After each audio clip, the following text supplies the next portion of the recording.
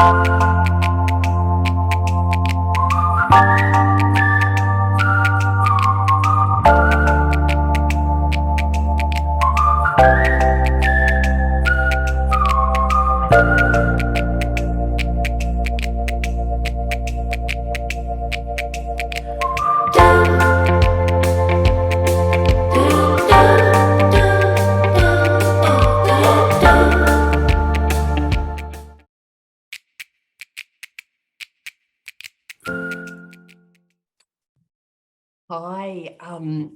it's just me for this episode this week. I've chosen to record a solo episode, and the reason being is there's a lot that's been going on in my life, and I thought that would be quite,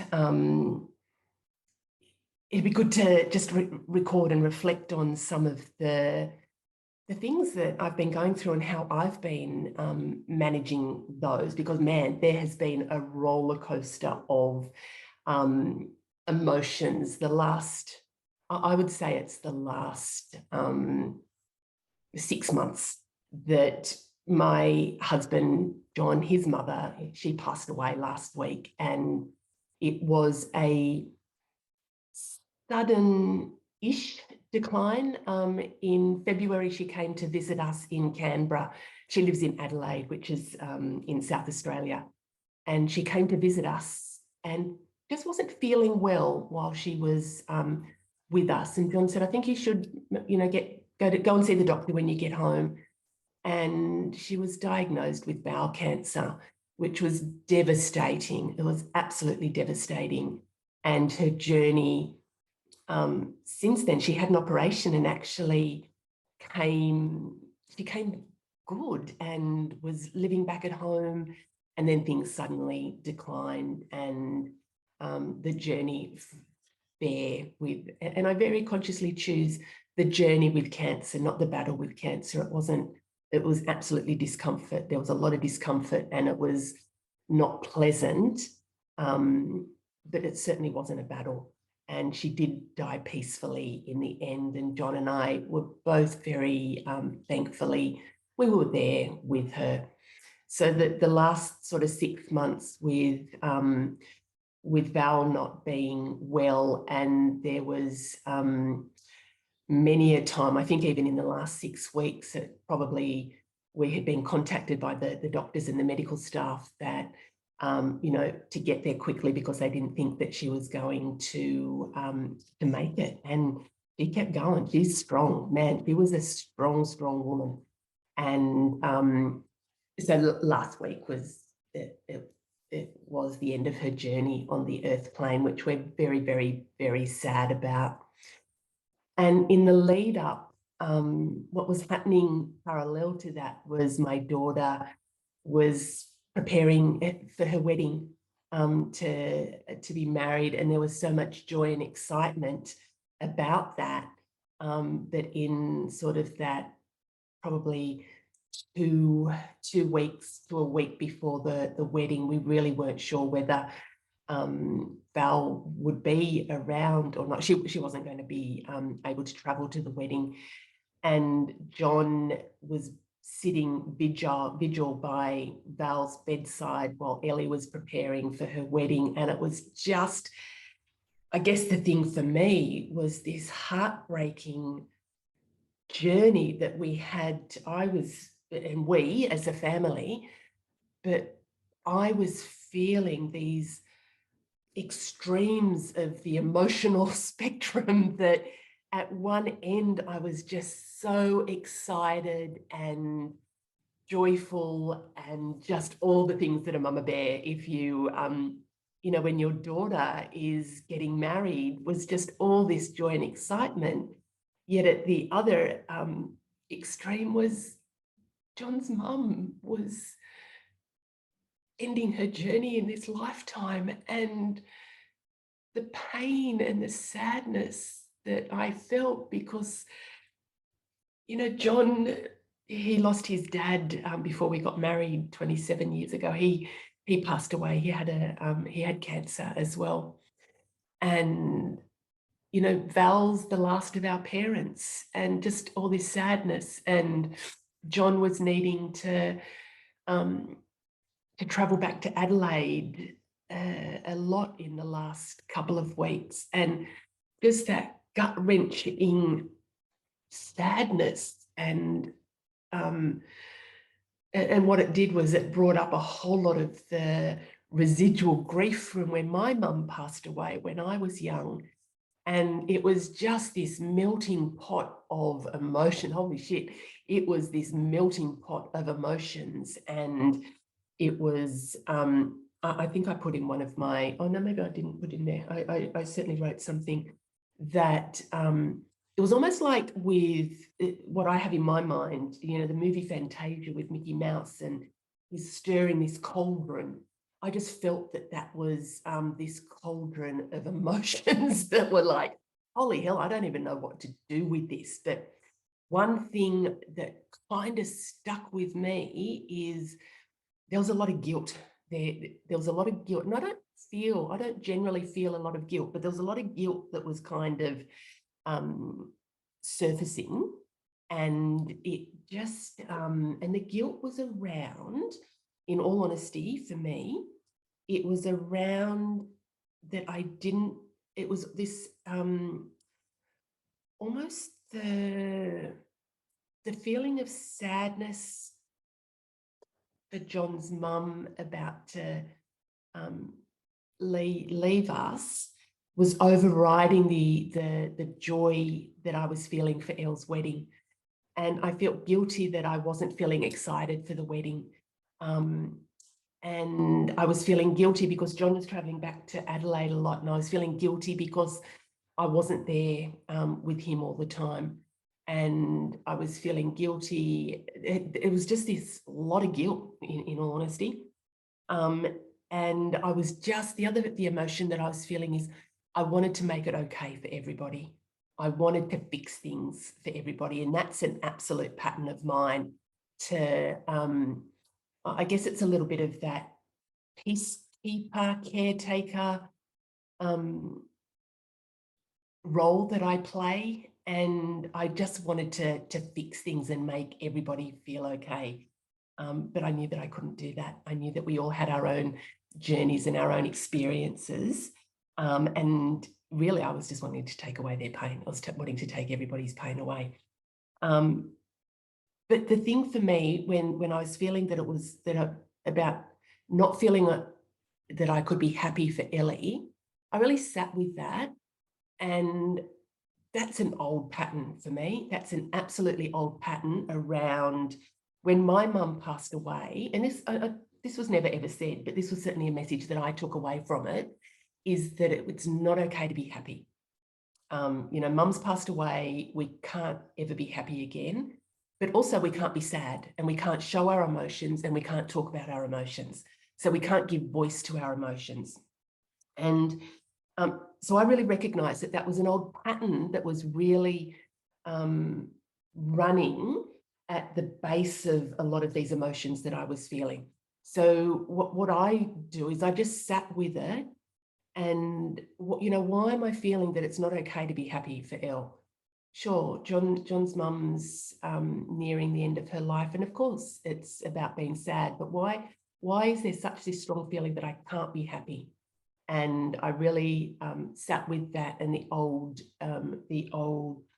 patterns. But what I did do differently this time than what I did when I was younger is I gave voice to those emotions. And what giving voice to the emotions is speaking about it. Like, you know, if you've been following me, I love journaling. So giving voice to my emotions was actually writing about them. It was writing about how I was feeling. And some of those very, very private, so that was not shared with anybody. But I also did share how I was feeling. I shared how I was feeling with Elle. We talked about that. I shared how I was feeling with John. I shared how I was feeling with other people in my inner circle. And I also shared with the public as well about, you know, some of the posts that I've been putting up are a reflection of some of the emotions that have been going on for me. So the real key for me that is is different to how I've done things before is given voice. And the reason I'm touching my throat here is the throat chakra. That's about expressing ourselves and being able to give voice to what it is that we're feeling. And it was also about giving voice to the, those positive emotions, but also the ones that were not nice, about the guilt as well. So I when I express that I feel guilty, even just saying that to myself instead of stuffing that down, helps to free and release that. So that was a big difference. So a lot of emotions going on. The wedding was absolutely beautiful. It was just perfect. So I got to experience something that with my daughter that I didn't get to experience with my mum, and it was just such a wonderful, beautiful experience of a couple now on their journey of life. And also John's mum passing, as much as the journey, it has been sad. It's also been really she had a wicked sense of humour, and that has shone through even right up to her final days. And it was very, very peaceful in the end. John and I were both with her. We were able to be with her. And I really shifted my energy from wanting to fix things and take away people's pain to just holding space so they could, it's about honouring their own process there. So I shifted my energy about holding space and not wanting to be the one that gets in and just makes it better for everyone. And I think reflecting, like, they've been really poignant. This last week particular has been really, really poignant and, just such a significant point in my life. And something that I reflected on is I don't need to do life the same way that I did it when the significant event of my mum passing. That I've learned a lot, I've got a lot more tools, and I'm able to navigate this next journey, stage of my life differently. And I guess that brings me, because this, who am I now? And I know a lot of women that I work with and talk with, they ask themselves this question a lot as well, like, who am I? That now the kids have left home. John and I are empty nesters.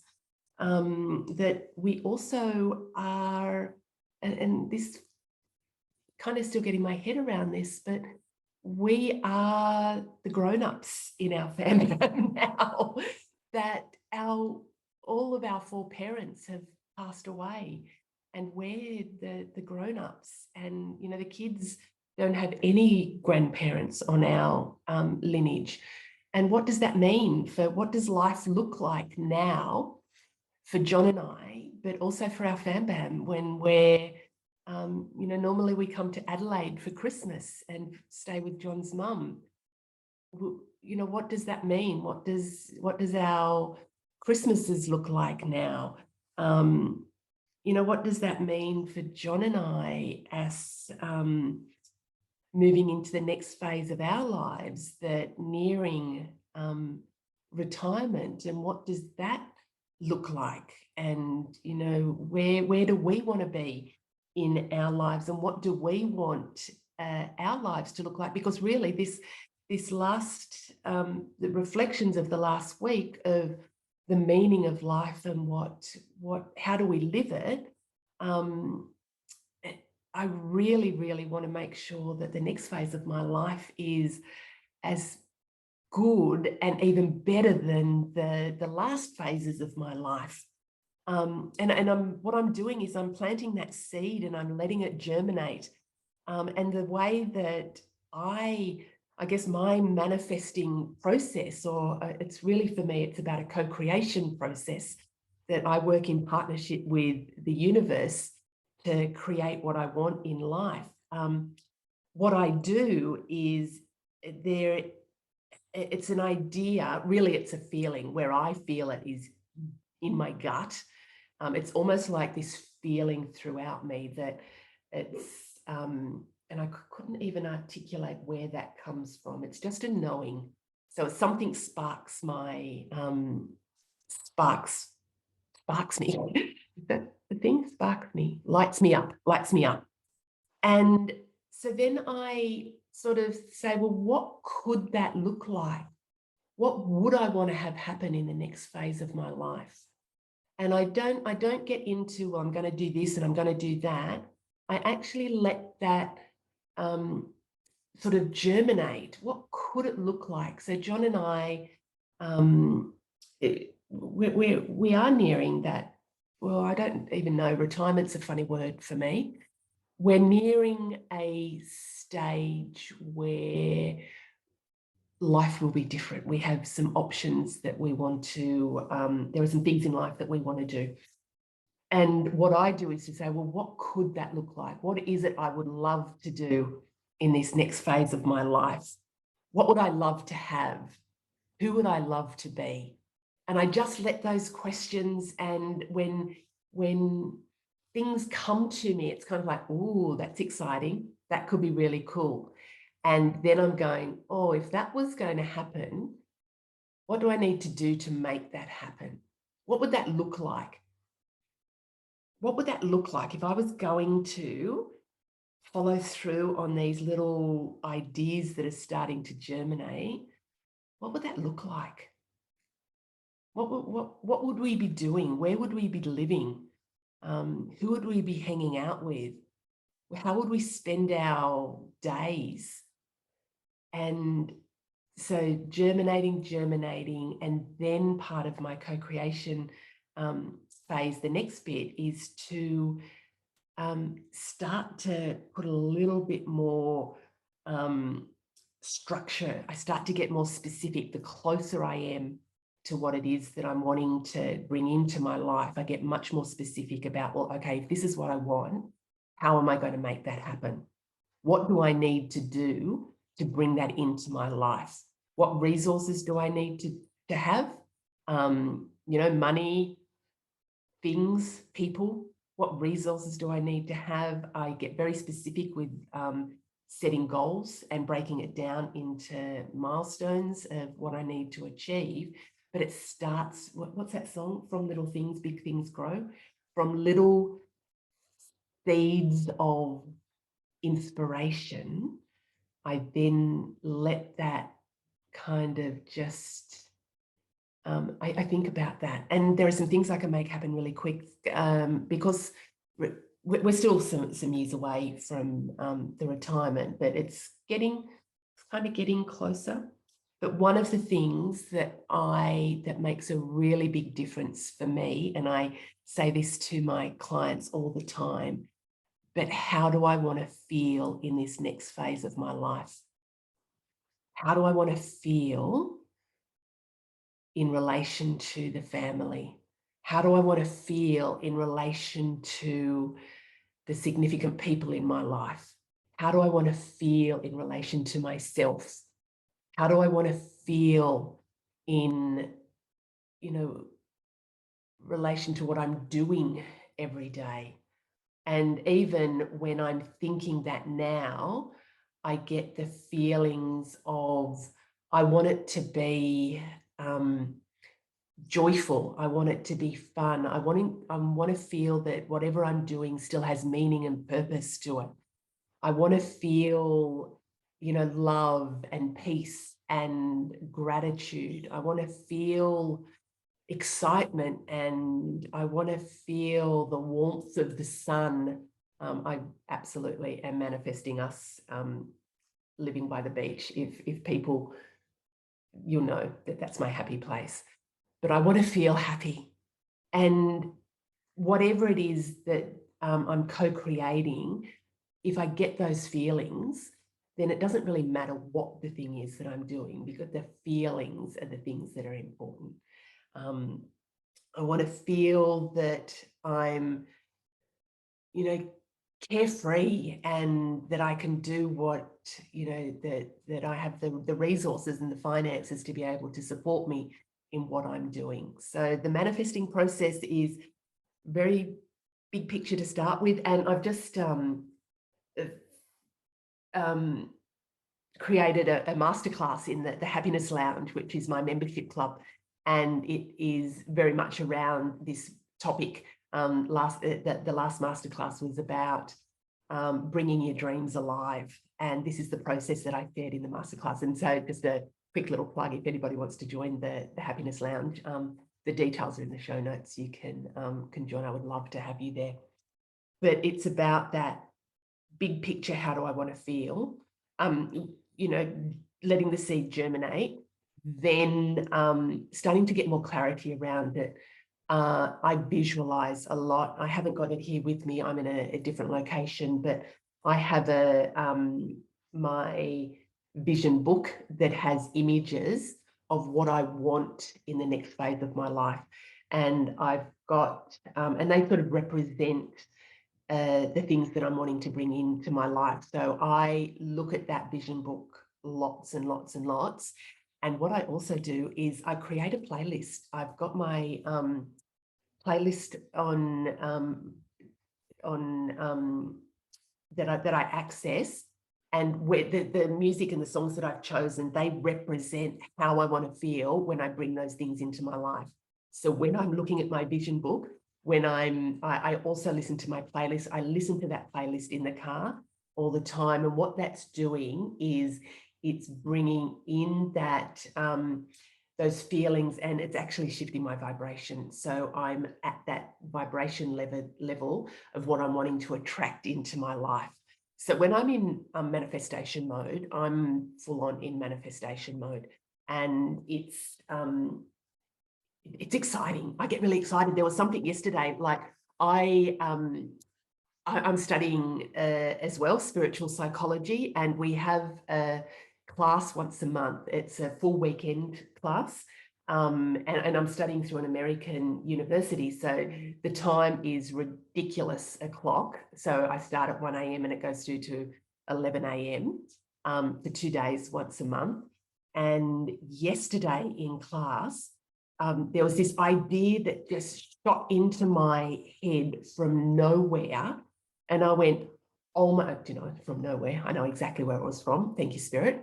But this idea is something that I had thought about, I would say maybe some 5 or 6 years ago. And it shot into my head, and it was like, this can happen now. This can actually happen now. So what I'm doing is, the idea is going, oh, okay, so if that were to happen, how could that happen? What would that look like? What would I be doing with that? What are the resources I need to make it happen?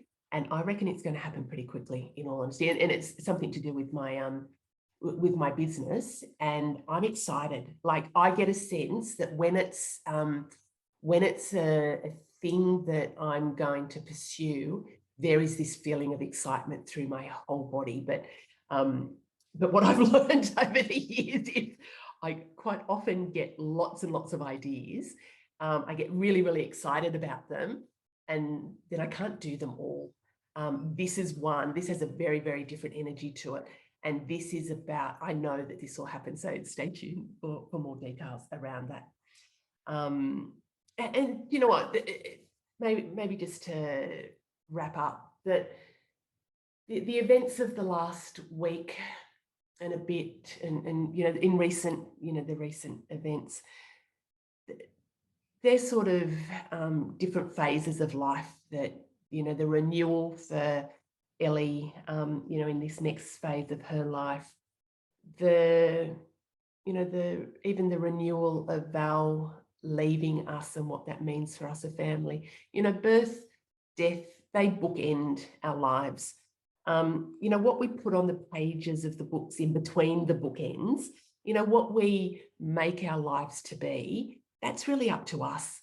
That is absolutely up to us. And I would maybe, get you to reflect on your lives about, are they what you want them to be? What would you like to have happen in your life? And dare yourself to dream big, and to dream really, really big. What would you love to have happen in your life? Who would you love to be in your life? What would you love to have in your life? What would you love to do? And just go nuts and, just put it all down. Come up with your bucket list. It doesn't all have to happen now. But if you allow yourself to dream big, then you can actually choose from that list of things that you want to do. You can say, well, what ones of those do I actually want to bring into my life? And then start to get more clarity around what that could look like for you. How would you be feeling in relation to that? And start to break it down into goals and milestones about what you can achieve. And my key is, take one step at a time. You don't have to do it all now, but if you just do something every day to move forward to that, so you can live that life that you want, then you'll get to the end of your life and there won't be any regrets. I think I mentioned in my last podcast about my rocking chair test. I imagine myself sitting in a rocking chair when I'm, in my 90s on the front veranda of my home, overlooking the ocean. And I'm sitting in that rocking chair looking back on life and just no regrets, no regrets. So it starts with you. And I guess from the reflections of the last little period has allowed me just to share some of them. So thank you so much for taking time to listen, and we'll be back with guests, and I will be popping up from time to time with little solo episodes. So hugs and happiness to you, and may your life be absolutely amazing and awesome and beautiful. See ya. Bye.